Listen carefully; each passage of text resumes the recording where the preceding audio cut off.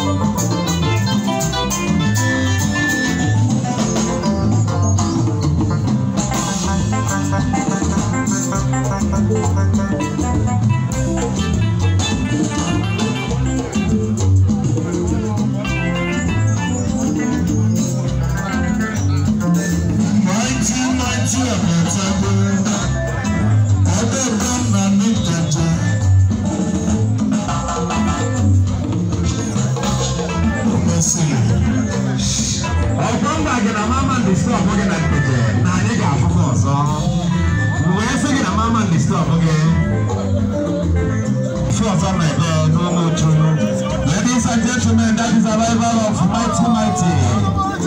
The CEO, Edwin Temple, on the mercy, a senior member, House of Tizar, alongside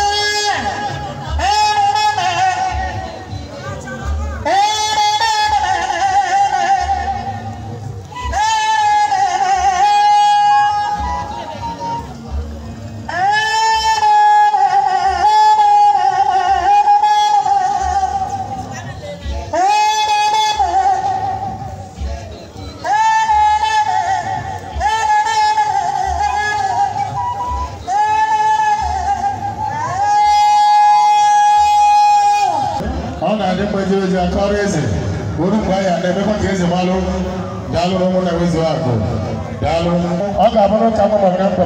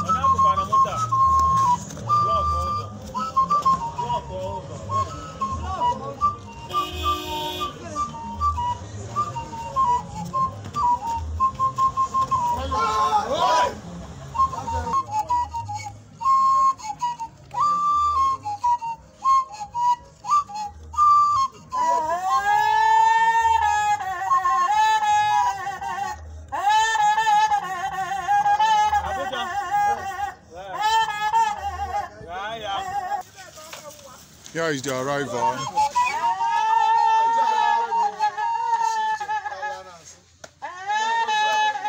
Ogbuefi Umunna Nwezuaku have arrived from the condolence. You are watching live on Planet TV. It's a glorious one for someone to visit his person on this day, the 13th of January 2024. Ogbuefi Umunna Nwezuaku.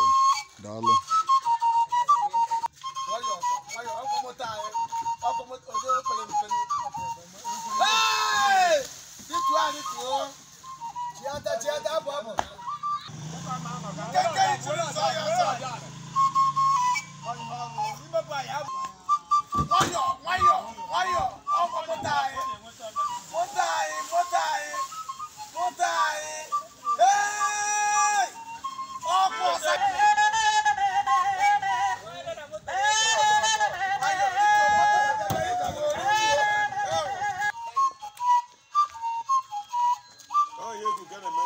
Ogbuefi Umunna Nwezuaku have arrived his residence.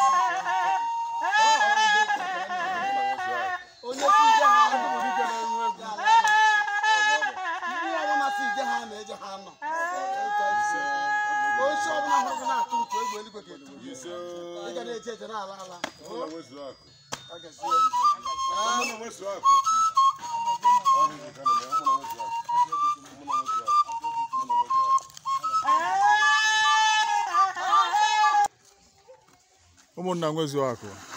Ogbuefi Umunna Nwezuaku. Anyị ejegobatani na anyị chọrọ ịma ka ego obi gị dị gị taa emetekwara ihe ejere ọfụma. Obi mbụ sọsọ aṅụrị na nwa be nkwa nne tata. Ọhaneze ikwu na ibe ndị bịara be tata ọhaneze ọkụwa karịrị akarị. Maka na ọmụ mmadụ meme mmemme ka iji ama lebụrụ mmadụ. Tata ka anyị ma ụmụuchu ma lebụrụ ka esi ịntanetị. Nọọ egbe eji ọgwụ ka ọ bụ. Ọnụbe nwa na-agba n'ọsọ ịntanetị. Ọ dị oke. Ezeka Igbo ka isi fụ ije anyị jere ọ dabakwara adaba. Ije anyị jere bụ sọ mma. Ije anyị jere nye m obi aṅụrị. Ihe a na-eji mmadụ eji bụ nwanne ya. Ọ yibụ ihe metere onwe ya.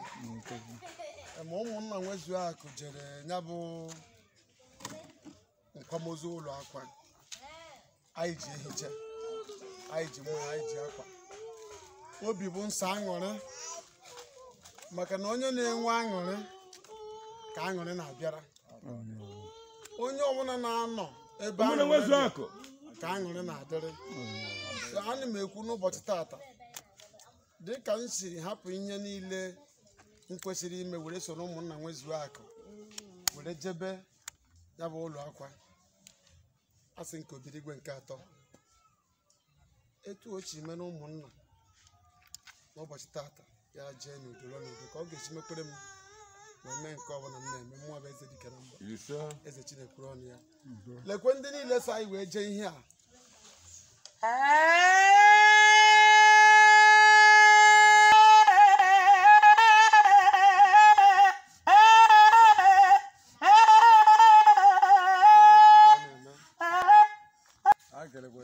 so wee na-ekwu onye ọbụla chọrọ udo ka udo na-abịara onye ọbụla chọrọ ihe ọma ka ihe ọma na-abịara a na-eṅomi ihe ọma eṅomi anyị si bido tata bụ Satọde bụ 13 na Jenụwarị ije anyị jere ebe a wee lọta ga-evutere anyị udo na-aga n'iru vutere anyị favor vutere anyị ọṅụ n'aha Chukwu okike abịa